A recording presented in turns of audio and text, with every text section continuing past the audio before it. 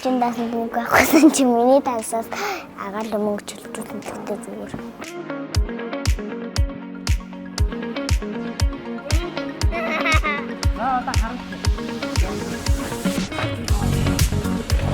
Намайг гэдэг би 6 настай. Би 1-р ангиас сурагч. Би ингээд од таахыг мөрөддөг. Тэгээд би угаасаа болсон. Би хичээдэг хажууд эсвэл тардаг яагаад би 6 авдаг. 26 авалтын нуур царайгаар ажилладаг.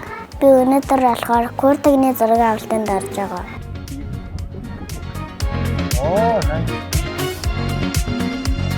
Зураг автанд ороод солио авдаг тэрийг эсвэл цэтэндээ эсвэл дааландаа хадгалдаг.